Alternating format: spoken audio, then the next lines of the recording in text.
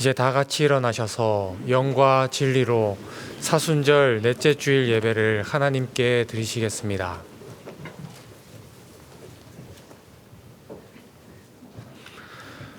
오라 우리가 여호와께로 돌아가자. 여호와께서 우리를 찢으셨으나 도로 낫게 하실 것이요 우리를 치셨으나 싸매어 주실 것임이라. 아멘.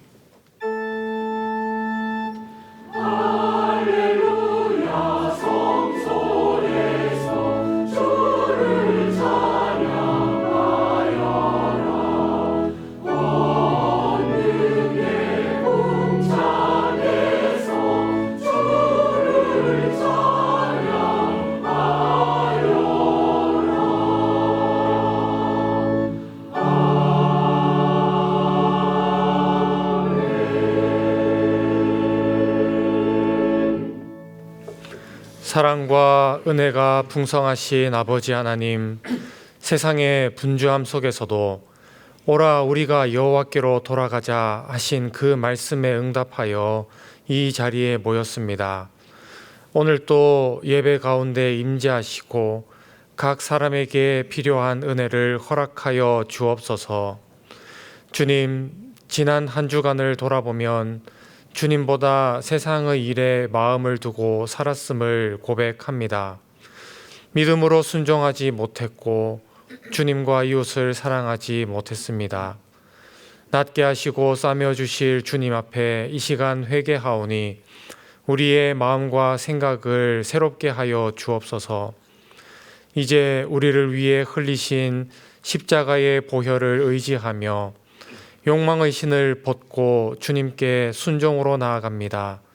예배 가운데 주님의 영광을 보게 하옵시고 삶의 현장 속에서도 십자가의 능력을 드러내며 주님을 전하고 증거하는 주님의 사람이 되게 하옵소서.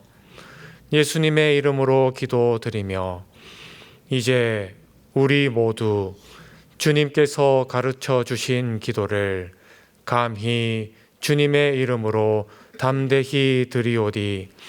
하늘에 계신 우리 아버지여, 이름이 거룩히 여김을 받으시오며 나라의 임하옵시며 뜻이 하늘에서 이룬 것 같이 땅에서도 이루어지이다.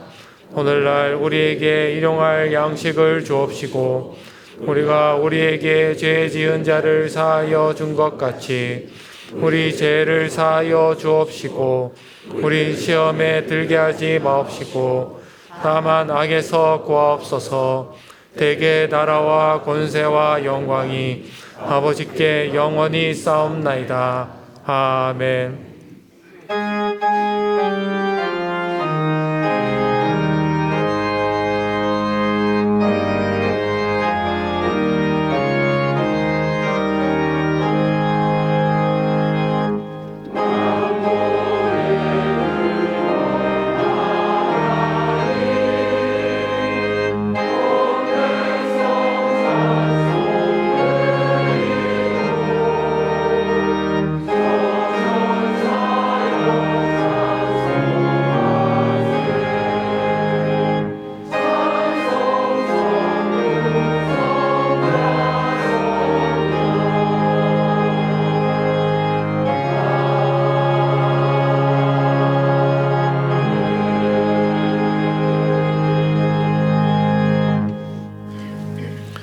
교독문 127번을 함께 교독하시겠습니다.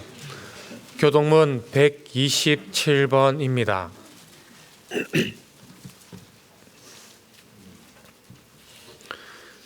여호와를 자기 하나님으로 삼은 나라 곧 하나님의 기업으로 선택된 백성은 복이 있도다. 여호와께서 하늘에서 구하고사 모든 인생을 살피시며 곧 그가 거하시는 곳에서 세상의 모든 거민들을 굽어 살피시는도다. 그는 그들의 모든 마음을 지으시며 그들이 하는 일을 굽어 살피시는 이로다. 많은 군대로 구원 얻은 왕이 없으며 용사가 힘이 세어도 스스로를 구원하지 못하는도다. 우리 영혼이 하나님을 바라며 그는 우리의 도움과 방패시로다. 우리 마음이 그를 즐거워하며 우리가 그의 성호를 의지하였기 때문이로다. 여호와여, 우리가 주께서 하는 대로 주의 인자하심을 우리에게 베푸소서. 아멘. 전능하사 천지를 만드신 하나님 아버지를 내가 믿사오며 그 외아들 우리 주 예수 그리스도를 믿사오니 이는 성령으로 잉태하사 동정녀 마리아에게 나시고 본디오 빌라도에게 고난을 받으사 십자가에 못 박혀 죽으시고 장사한 지 사흘 만에 죽은 자 가운데서 다시 살아나시며 하늘에 오르사 전능하신 하나님 우편에 앉아 계시다가 저리로서 산자와 죽은 자를 심판하러 오시리라. 성령을 믿사오며 거룩한 공예와 성도가 서로 교통하는 것과 죄를 사하여 주시는 것과 몸이 다시 사는 것과 영원히 사는 것을 믿사옵나이다. 아멘.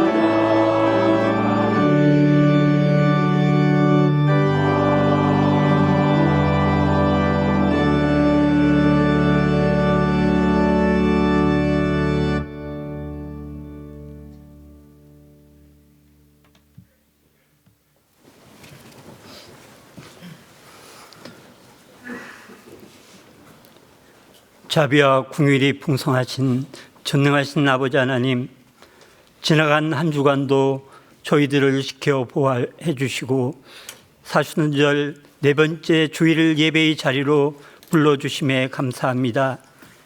이 시간 각 처소에서 주님께 머리 숙여 예배와 찬양으로 영광 돌릴 때 주님 기뻐 받으신 예배 되도록 그 은혜 베풀어 주시기를 기도합니다.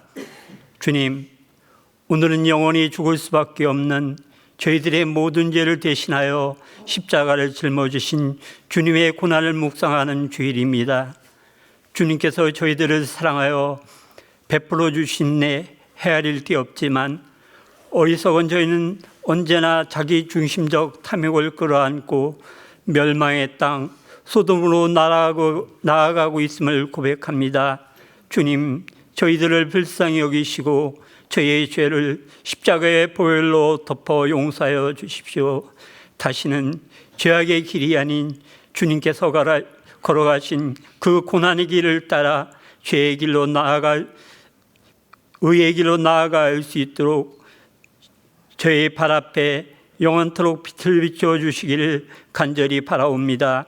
그 빛을 따라 내 중심이 신발을 벗고 온전히 예수 그리스도 안에 거하는 삶을 살아갈 수 있도록 주님 도와주십시오.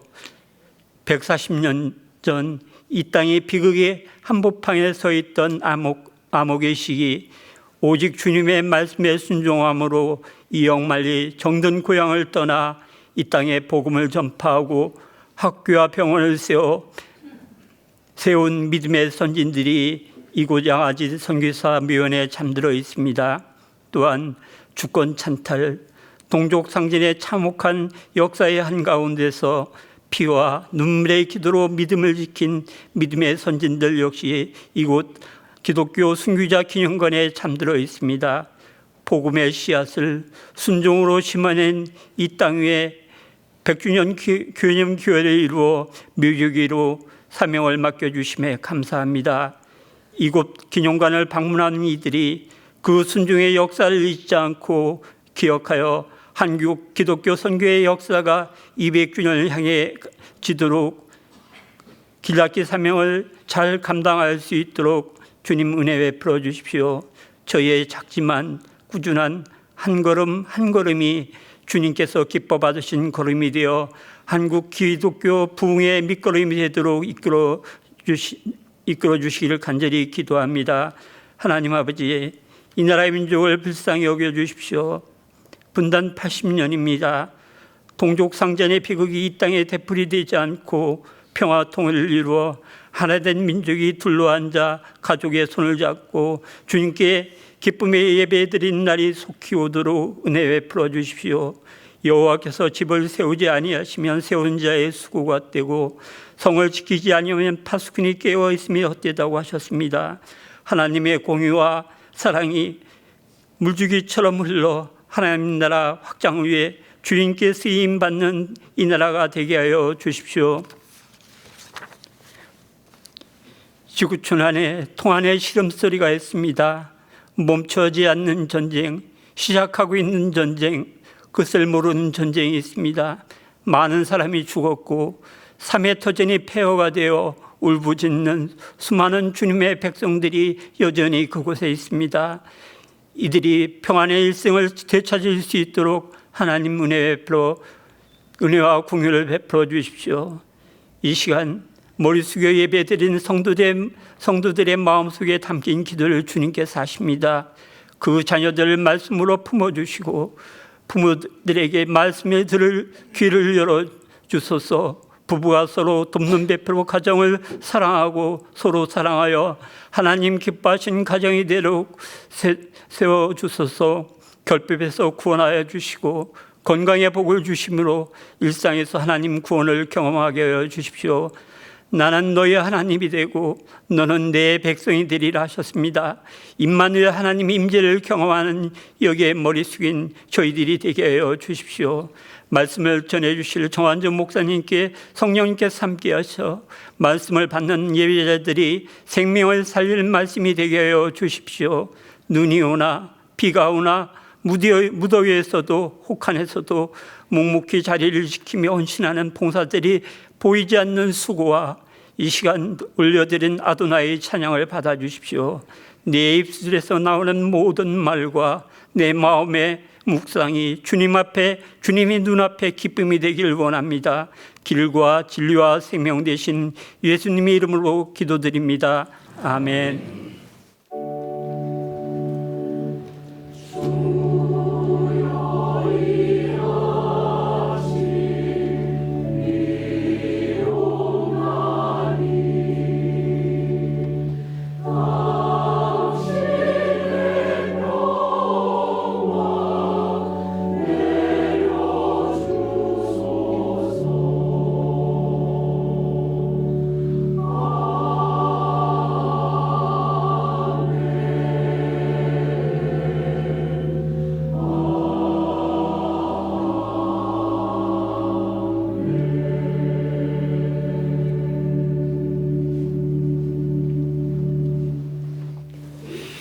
교회 소식을 알려드리겠습니다. 오늘은 주님의 고난을 묵상하며 부활을 기리는 사순절 넷째 주일입니다. 사순절의 예전색은 보라색입니다. 제59회 세대 입교식 및 성찬식이 4월 1일 수요일 오후 7시 30분에 홍보관 예배실에서 있습니다. 세례 또는 입교를 원하시는 분은 안내에 비치된 신청서를 제출하시거나 홈페이지 신청 및 안내에서 신청해 주시기 바랍니다. 신청자는 2회 교육에 참석해야 하며 새신자반을 이수하신 분은 교육 과정이 면제됩니다. 양화진 외국인 선교사 묘원을 방문하시는 참배객들을 위해 선교기념관 2층 예배실을 양화진 기도실로 운영합니다. 월요일부터 토요일까지 오전 10시부터 오후 4시까지 개방합니다. 누구든지 기도하실 수 있습니다. 양화진 문화원이 주최하는 제13회 양화진 역사 강좌 두 번째 강의 조선의 눈물을 닦다는 결핵 퇴치 및 조선의 의료와 교육에 큰 공헌을 한 홀 가문의 의료 선교 이야기를 주제로 열립니다. 이번 주 목요일 19일 오후 7시 30분에 선교기념관 2층에서 열리며 누구든지 참여하실 수 있습니다. 양화진 봉사자를 모집합니다. 주보와 함께 나눠드린 신청서를 숙지해 주시고 양화진 외국인 선교사 묘원의 묘지기로서 사명을 감당하기 원하시는 교우님들은 봉사 신청서를 제출하시거나 홈페이지 신청 및 안내에서 신청해 주시기 바랍니다. 양화진 기록관 건축 및 기부 체납을 위한 운영위원회가 25일 수요 성경 공부 후에 온라인으로 진행됩니다. 현장에 참석하신 운영위원도 온라인으로 참석하셔야 합니다. 구역장들은 모두 참석하시길 바라며 참석이 어려운 분은 위임장을 교구 교역자에게 제출해 주시기 바랍니다. 위임장은 사무국에 비치되어 있으며 교구 교역자를 통해서도 받으실 수 있습니다. 순교자 기념관 방문의 날이 3월 28일 토요일에 있습니다. 양화진 외국인 선교사 묘원과 더불어 우리 교회의 소명지인 한국 기독교 순교자 기념관을 방문하여 순교자의 신앙과 정신을 기억하기 원하시는 분은 홈페이지 신청 및 안내에 수련회 및 각종 행사에서 신청해 주시기 바랍니다. 2030 천령교구 사순절 순례길이 4월 2일부터 4일까지 양화진 외국인 선교사 묘원에서 한국 기독교 순교자 기념관까지 2박 3일 일정으로 진행됩니다. 참가를 원하시는 분은 교구에서 보내드린 링크를 통해 신청해 주시기 바랍니다. 2030 청년교구 해외 단기 봉사팀을 모집합니다. 이번 해외 단기 봉사에서는 네팔의 다음 세대 드림 비전 학교와 임마누엘 고아원을 섬기는 사역을 진행합니다. 신청을 원하시는 분은 교구에서 보내드린 링크를 통해 신청해 주시기 바랍니다. 조광문 목사가 내일부터 3개월간 안식월을 갖습니다. 기타 나머지 교회 소식은 주보를 참고해 주시기 바랍니다. 이제 지난주에 등록하신 분을 환영하겠습니다. 지난주에 등록하신 분은 자리에서 일어서 주시면 감사하겠습니다. 감사합니다. 다 같이 환영의 노래를 부르겠습니다.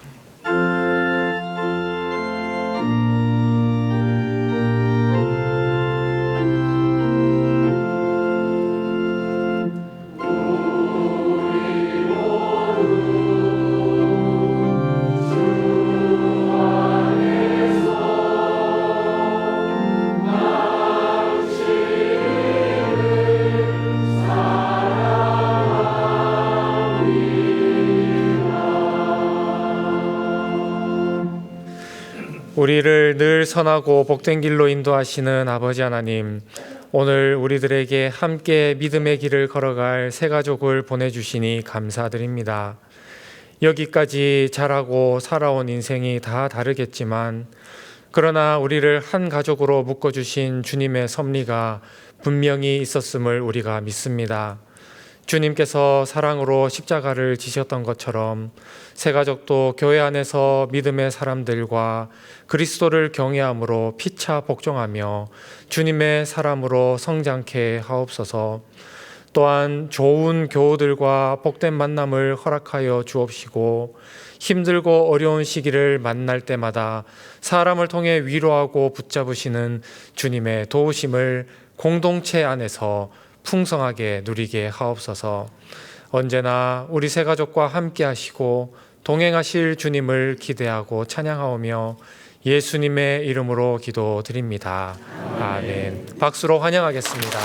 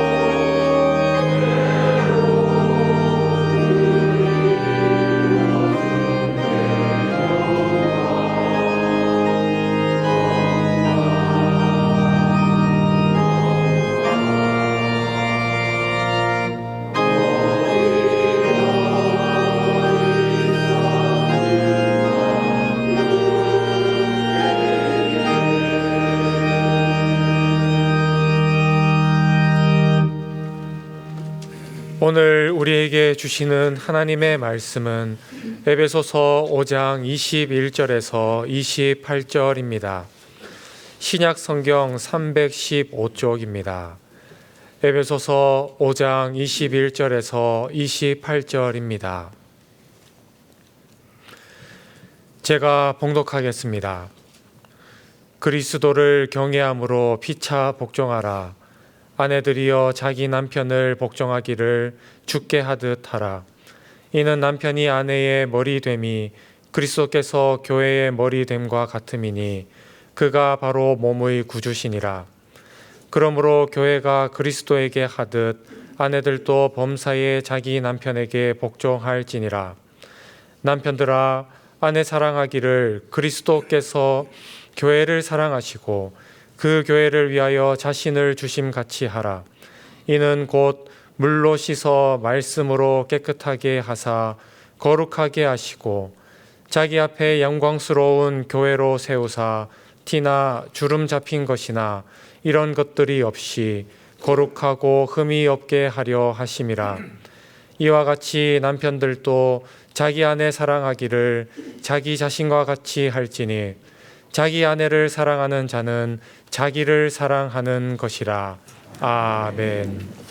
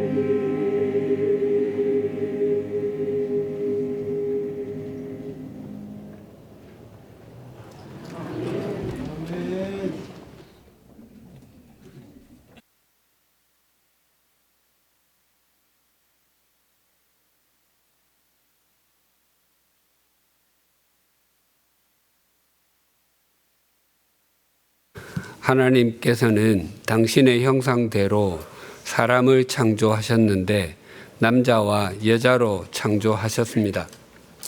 즉, 남자와 여자에게는 하나님의 형상이 있다는 의미입니다. 새신자반에서 우리는 하나님을 아버지라고 부르지만 하나님께는 부성만 있지 않고 부성과 모성이 모두 있다고 배웠습니다.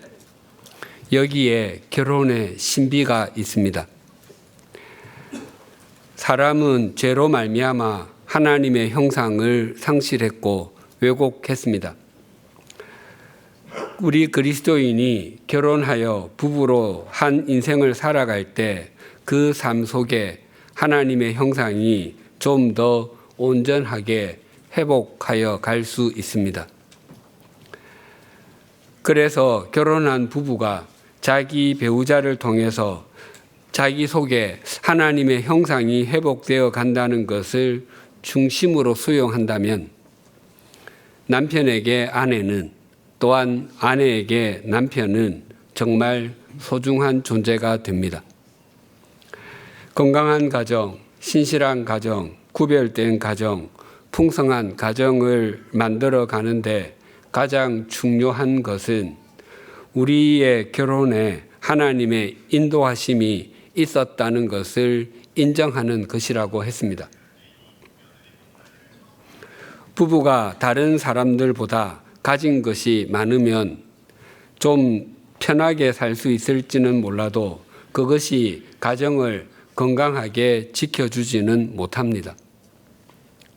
또한 부부가 높은 학력을 가졌다고 할지라도 그것과 신실한 가정을 꾸려가는 것이 언제나 정비례하는 것은 결코 아닙니다. 또한 다른 사람들보다 더 크고 더 높은 의자에 앉는 것이나 더 뛰어난 능력이나 재능을 갖는 것도 구별된 가정을 보증해 주지 않습니다. 오직 하나님께서 우리의 결혼을 인도해 주시고 역사해 주셨다는 것에 대한 믿음이 부부를 하나님의 형상을 닮도록 해 주고 건강한 가정, 신실한 가정, 구별된 가정, 풍성한 가정을 만들어 가게 해 줄 수 있습니다. 우리의 일터와 삶의 자리에서도 동일합니다. 자신이 지금의 자리에 있게 된 것과 지금의 모습으로 살 수 있게 된 것은 하나님의 인도하심과 역사하심의 결과인 것을 부인할 수 없습니다. 우리의 지난 삶을 돌아보고 가만히 생각해 보면 하나님의 신비한 손길의 역사가 있었음을 인정하지 않을 수 없습니다. 하나님께서는 아담이 혼자 있는 것을 보시고 사람이 혼자 사는 것이 좋지 아니하니 내가 그를 위하여 돕는 배필을 지으리라고 말씀하셨습니다.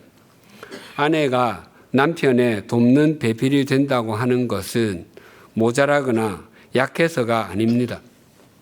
한 가정에서 아내가 남편을 진정으로 돕는 자가 될 때 그 남편이 본래 지으심을 받은 대로 형상이 회복될 수 있습니다. 또한 남편이 아내를 돕는 자가 될 때 아내가 본래 지으심을 받은 대로 형상이 회복될 수 있습니다.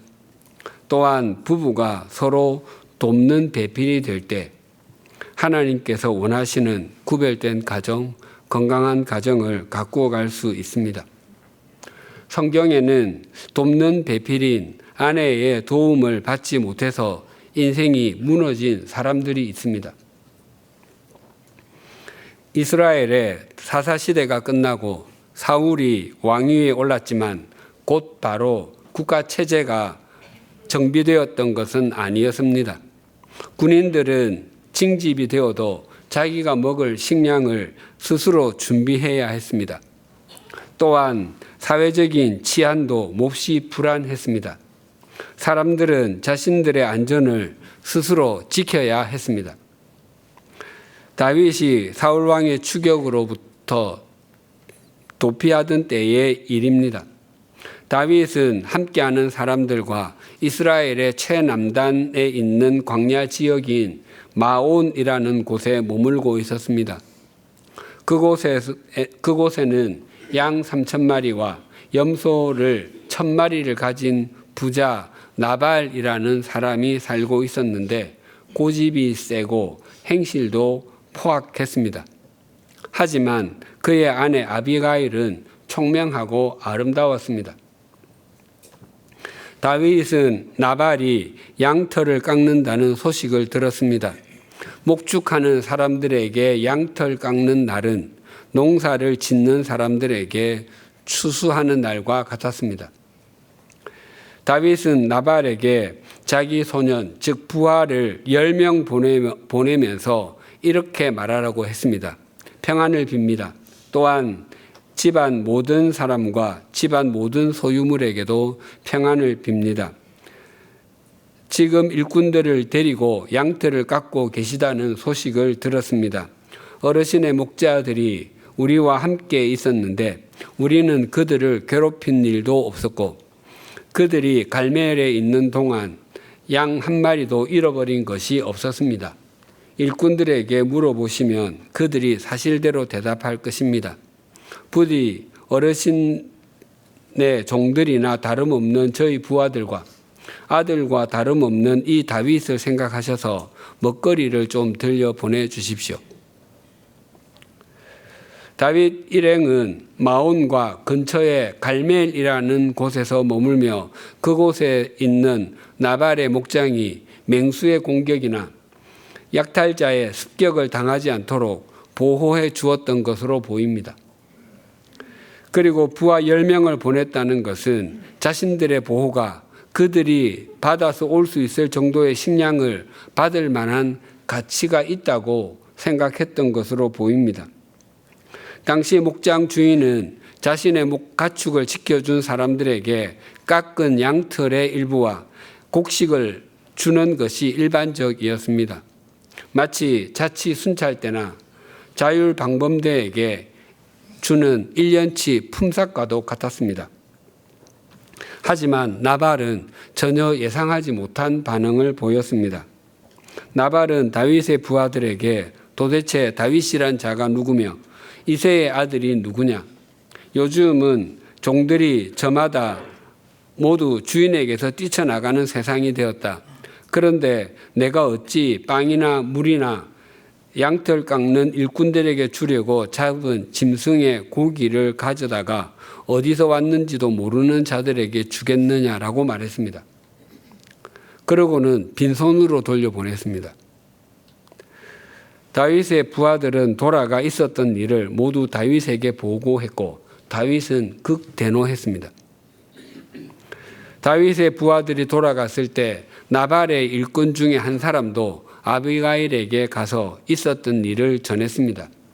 그 일꾼은 다윗의 사람들이 자신들과 양떼를 잘 지켜주었을 뿐만 아니라 그들로부터 괴롭힘을 당한 일도 없었고 가축을 도둑맞은 일도 없다고 했습니다. 그리고 자신들이 양떼를 치는 동안에 그들이 밤낮으로 성벽이 되어 주었다고 했습니다. 이제 다윗의 사람들이 주인 어른께 안갚음을 하려고 할 것이고 주인 어른은 성격이 불같아서 말을 붙일 수도 없으니 어쩌면 좋습니까? 라고 했습니다. 아비가일은 서둘러서 빵 200덩이와 포도주 2 가죽 부대, 이미 요리해 놓은 양 5마리를 비롯하여 다른 음식들을 갖고서 다윗에게로 향했습니다. 아비가일은 다윗 앞에서 지혜롭게 행하고 지혜롭게 말함으로 극도로 분노했던 다윗의 마음을 누그러뜨렸습니다. 아비가일의 슬기로운 행동과 말이 남편의 생명을 살렸던 것입니다.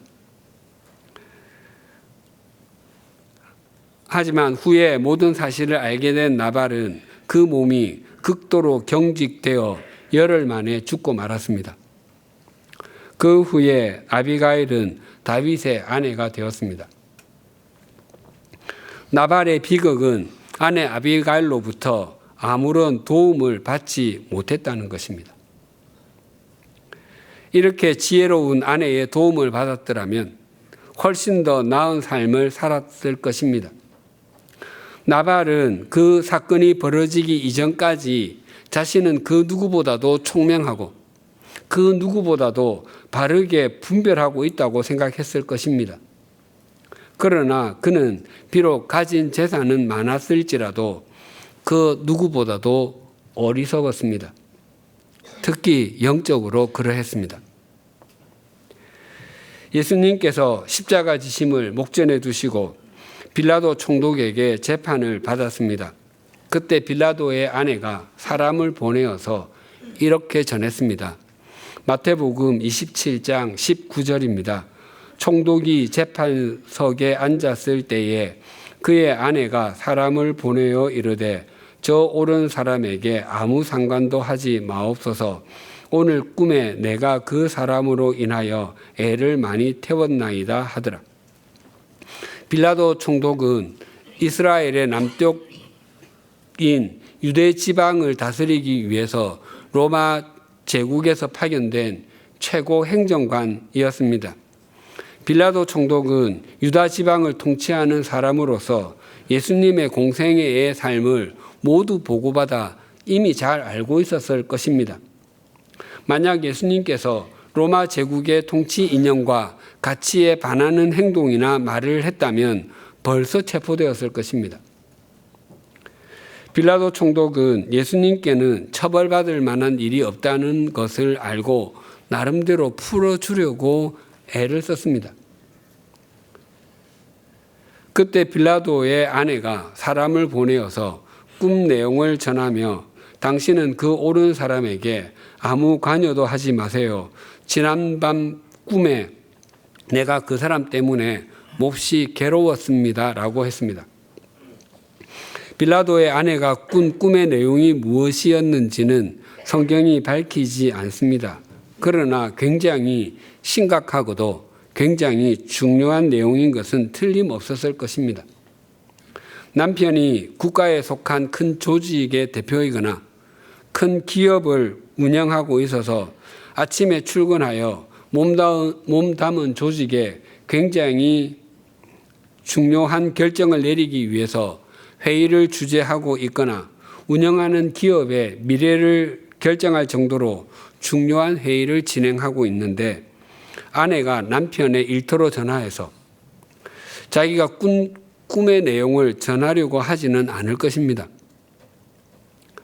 그럼에도 불구하고 전화해서 어떤 내용을 전하려고 했다면 전하려는 그 내용이 그 회의의 내용만큼이나 중요하다고 생각하기 때문일 것입니다. 빌라도 총독은 예수님을 풀어줄 마음도 있었고 아내의 정갈도 있었지만 결국 예수님을 십자가에 내어주고 말았습니다.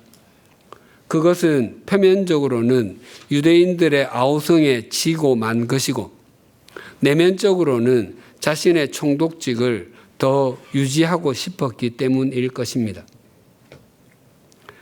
그 후로 빌라도는 가룟 유다와 더불어 가장 수치스러운 이름의 대명사가 되고 말았습니다. 우리는 매주 주일 예배를 드릴 때마다 사도신경으로 우리의 신앙을 본디오 빌라도에게 고난을 받으사 십자가에 못 박혀 죽으시고 라고 고백합니다. 로마 군인들에게 고난을 당하시고 십자가에 못 박혀 죽으시고 라고 고백하지 않습니다. 빌라도 총독은 예수님께 채찍질하지 않았습니다. 예수님의 머리에 가시관을 씌우지도 않았습니다. 더욱이 예수님의 손과 발에 못질을 하지도 않았습니다. 그럼에도 본디오 빌라도에게 고난을 받으사 십자가에 못 박혀 죽으시고 라고 우리가 고백하는 것은 그가 예수님에게 십자가형을 선고할 고난과 풀어줄 고난을 가진 사람이었기 때문입니다.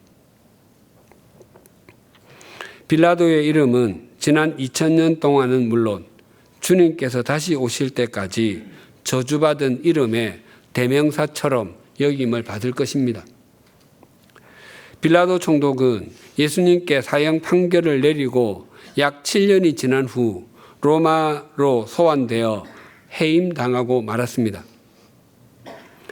유대의 역사가 요세푸스에 의하면 빌라도는 시리에 빠진 나날을 보내다가 결국 자살했다고 전해집니다.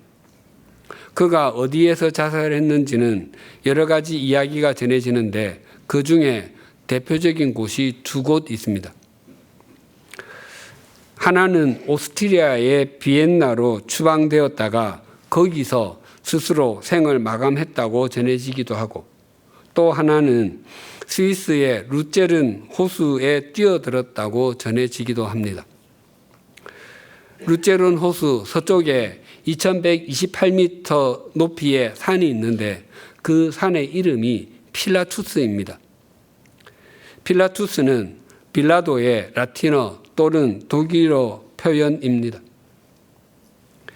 빌라도가 이런 저주스러운 이름이 된 것은 아내의 돕는 역할을 무시했기 때문입니다. 대부분의 그리스도인 남편은 자기 아내를 하나님께서 돕는 배필로 주셨다는 것을 압니다. 그런데 아내의 도움을 손과 발의 도움, 밥 짓고 빨래하고 집을 가꾸는 정도로만 생각합니다. 그것은 진정한 돕는 배필의 역할이 아닙니다. 손과 발의 도움은 돈을 주고도 살 수 있습니다.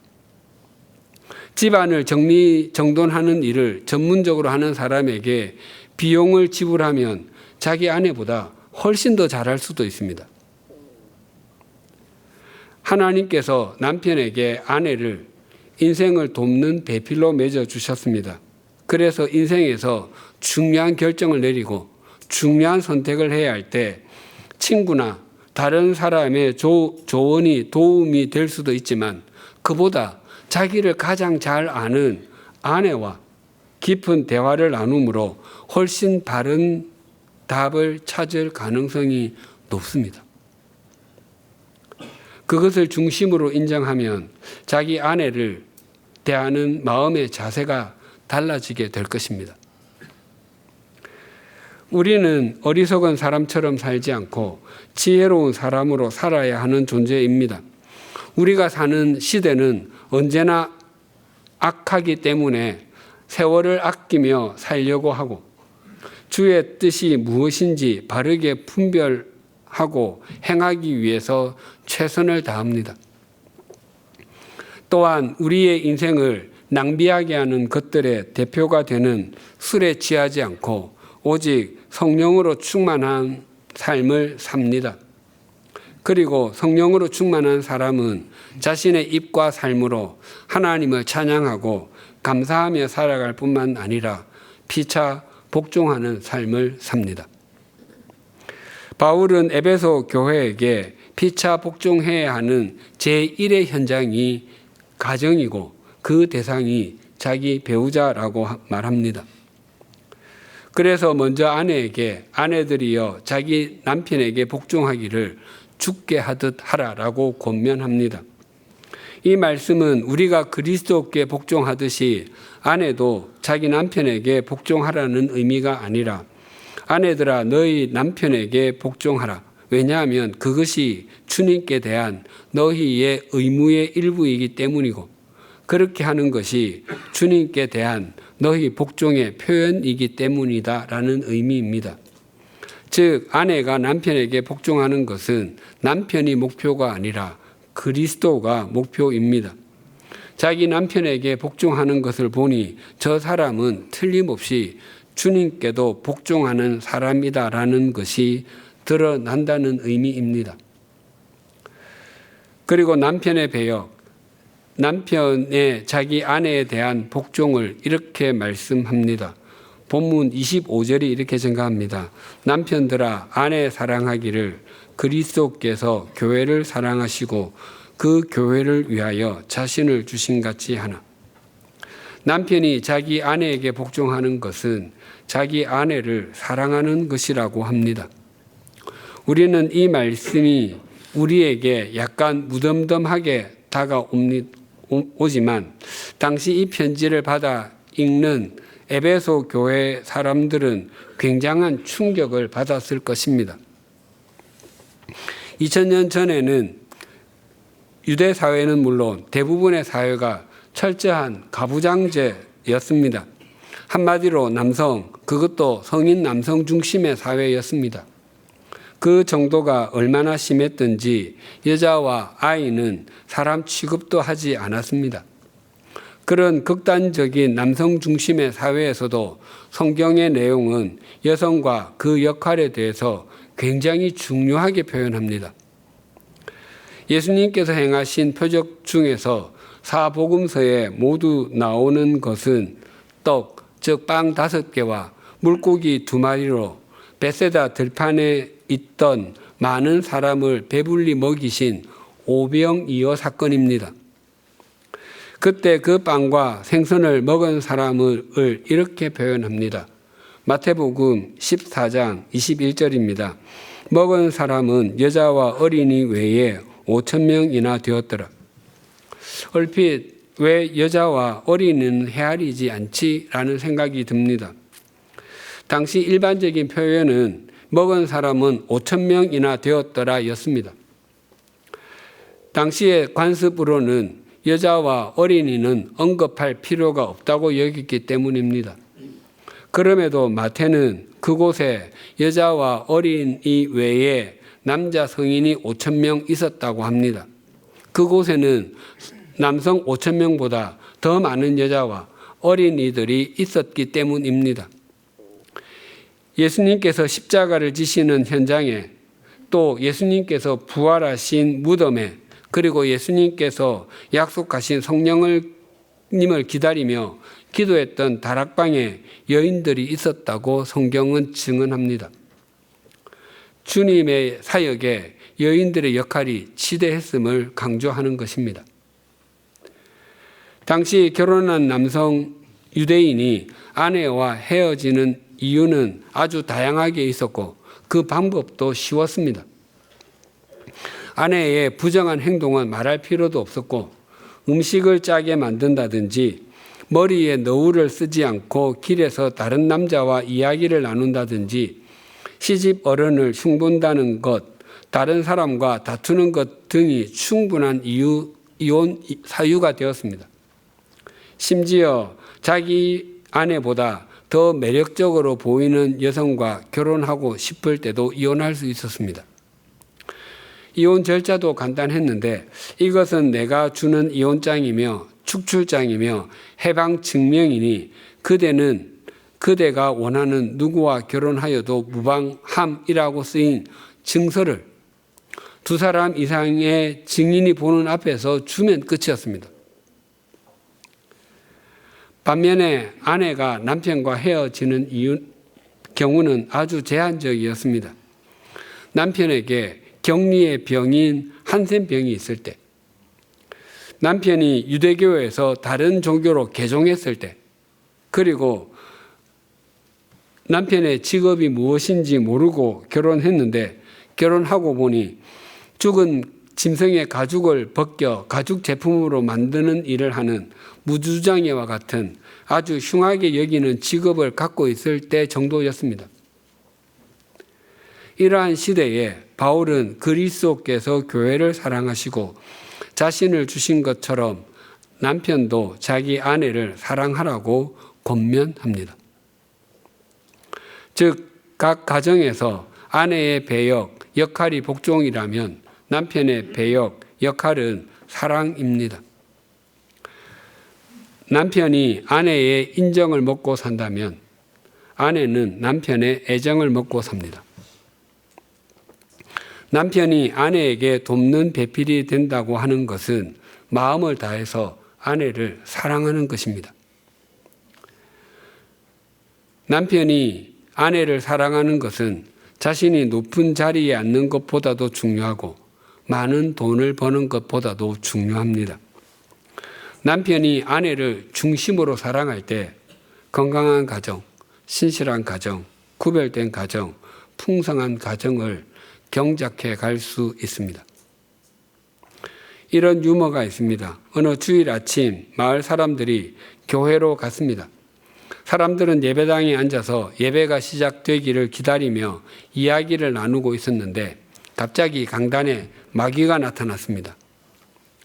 사람들은 화들짝 놀라며 밖으로 황급히 도망가거나 눈을 꼭 감고 머리를 숙이며 귀를 막았습니다. 그런데 한 사람은 마치 아무 일도 없다는 듯이 조용히 의자에 앉아 있었습니다. 그 모습을 본 마귀가 오히려 당황해서 물었습니다. 당신 내가 누군지 알아? 물론 알지요. 당신 내가 무섭지 않아? 예, 하나도 무섭지 않소. 당신 왜 안 무서워? 이보시오. 나는 당신 여동생과 함께 이미 30년 동안 살았어. 만약 자기 아내를 정말로 이와 비슷하게 생각하는 남편이 있다면 그것은 남편의 책임이 아주 큽니다. 그것은 남편이 그동안 아내를 사랑하지 않았기 때문입니다. 가정에서 남편이 아내를 사랑할 때 구체적으로 어떻게 해야 하는지 베드로 사도는 이렇게 권면합니다. 베드로전서 3장 7절입니다.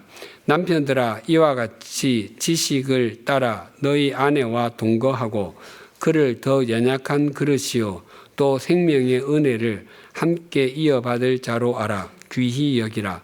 이는 너희 기도가 막히지 아니하게 하려 함이라. 남편들에게 지식을 따라 자기 아내와 동거하라고 권면합니다. 그것은 사랑은 감정만이 아니기 때문입니다. 물론 사랑할 때에 감정이 있습니다. 만나러 갈 때에 설렘이 있고 만날 때에 두근거림이 있고 헤어질 때에 애틋함이 있습니다. 그러나 이러한 감정, 즉 콩깍지를 쓰게 한다는 사랑의 호르몬, 사랑의 도파민은 1년 6개월에서 2년 정도 지나면 사라진다고 합니다. 길어도 2년 6개월 정도라고 합니다. 그러니까 2년 6개월 이상 연애를 하면 가슴이 저리는 감정이 느껴지는 사랑은 없고 혹 선을 보고 그 다음날 결혼한다 할지라도 2년 6개월이 지나면 가슴 저리는 사랑은 더 이상 없다는 의미입니다. 결혼해서 10년이 넘었는데도 아침에 출근할 때 서로 헤어지기가 싫고 저녁에 퇴근할 때가 되면 남편, 아내를 만난다는 기쁨에 가슴이 뛰고 하시는 분이 있으십니까? 혹시 그런 증세가 나타나신다면 병원에 가보셔야 할지도 모릅니다. 부정맥일 수 있습니다. 혹 남편이 집에 들어오면 소리를 지르고 자기 마음대로 하려는 것이 두려워서 가슴이 벌렁거릴지도 모르겠습니다. 가장이 집으로 돌아오기 때문에 하던 일도 멈추어야 하고 분위기가 이상해진다면 그 가정은 이미 문제가 있습니다. 또 지식을 따라 동거하라는 말은 세상 사람들이 사는 모습을 따라서 그리고 과거에 부모님이 살았던 모습을 본받아서 그대로 행하라는 의미가 아닙니다. 나를 남편 되게 하고 아내가 되게 한 하나님의 말씀을 아는 지식을 따라서 살라는 의미입니다. 그래서 하나님의 말씀을 모르고서는 성경적인 가정, 하나님께서 원하시는 가정을 가꾸어 가는 것은 불가능합니다. 오늘은 주님의 고난을 묵상하며 부활을 기리는 사순절 넷째 주일입니다. 하나님께서는 남편들에게 자신들의 아내 사랑하기를 그리스도께서 교회를 사랑하시고 그 교회를 위하여 자신을 주신같이 하라라고 말씀하십니다. 그리스도께서 교회, 즉 우리를 사랑하시고 자신을 주셨다고 하는 것은 십자가에서의 대속의 죽음을 의미합니다. 그리스도께서는 온갖 조롱과 모욕을 받으시고 채찍질을 당해서 살이 찢기시며 머리에 가시관을 쓰시고 손과 발에 대못이 박히기까지 우리를 사랑하셨습니다. 그리고 마지막 핏방울까지 주님 전부를 주시기까지 우리를 온전히 사랑하셨습니다. 그렇게 주님의 심장이 터지고 하나님께 버림을 당하시기를 감수하신 후에 우리에게 영원한 생명을 주셨습니다. 우리를 사랑하셔서 우리에게 당신 전부를 주시기 위해 이 땅에 오신 주님의 고난을 기억하는 사순절 넷째 주일에 우리 자신을 되돌아보지 않을 수 없습니다. 우리 각자는 어떻습니까? 우리는 우리를 사랑하시는 주님을 구주로 받아들인 이후에 단 한 번이라도 주님을 위해, 내 배우자를 위해, 단 한 사람을 위해서라도 자기 자신과 자신에게 있는 것으로 주님처럼 사랑해 본 적이 있으십니까? 만약 한 번도 온전히 사랑하려고 해본 적이 없다면 우리가 진짜 그리스도인, 신실한 그리스도인이라고 할 수 있겠습니까? 또한 하나님 앞에서 세속적 가치관과 욕망의 신을 벗은 사람이라고 할 수 있겠습니까? 우리 모두 우리에게 영원한 생명을 주시기 위해 자신의 전부를 주신 주님의 십자가와 십자가의 주님을 바라보십시다. 만약 주님께서 당신 전부를 주심으로 우리가 영원한 생명을 얻게 되었음을 믿는다면 이제부터 우리도 주님을 위해, 우리의 배우자와 우리가 사랑해야 할 사람들을 위해, 또한 우리가 살고 있는 우리나라를 위해 중심으로 사랑하는 사람이 되십시다. 그리고 잊지 마십시다. 자신과 자신에게 있는 모든 것으로 사랑해야 할 사람을 사랑하는 사람에게는 생명의 열매, 성령의 열매가 맺힌다는 사실을 말입니다. 기도하시겠습니다. 하나님 아버지, 사순절 넷째 주일을 맞았습니다. 주님께서는 하나님과 동등하신 분이셨음에도 우리에게 영원한 생명을 주시기 위해서 이 땅에 오셔서 십자가에서 심장이 터지시고 마지막 피 한 방울까지 다 쏟아주셔서 감사합니다. 주님의 그 사랑으로 인해 우리에게 영원한 생명이 주어졌고 우리가 주님을 믿고 따르는 그리스도인이 되었습니다. 감사합니다. 우리의 삶이 자신의 많은 소유와 자신이 앉은 자리를 지키는 데 집착하여 자기 아내를 중심으로 사랑하지도 않고 돕는 배필인 아내의 도움을 바르게 받지도 못한 나발과 빌라도 총독과 같지 않게 하여 주시옵소서.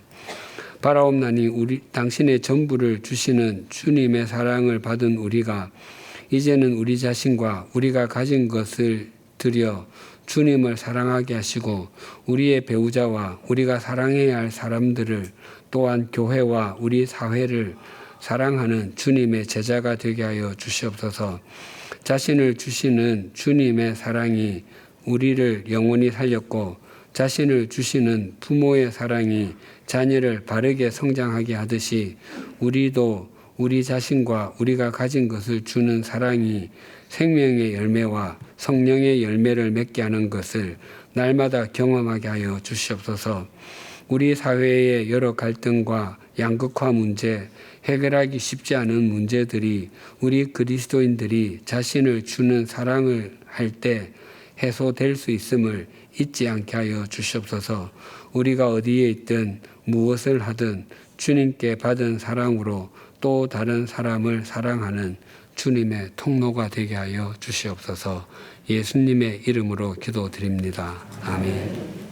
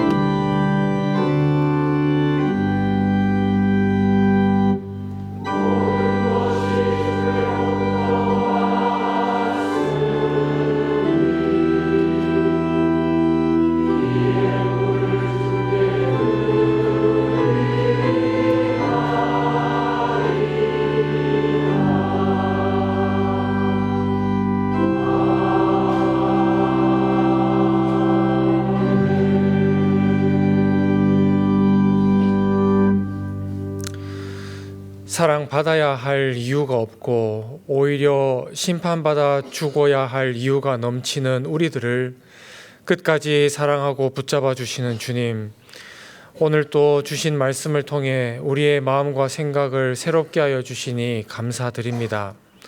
사랑을 받으려고만 하고 섬김을 누리려고만 하는 우리의 못난 내면을 회개하며 내려놓습니다.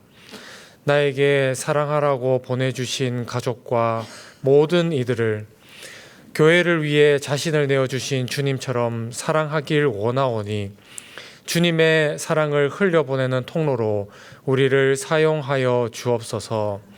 그 고백을 담아 주님 앞에 예물을 올려드립니다.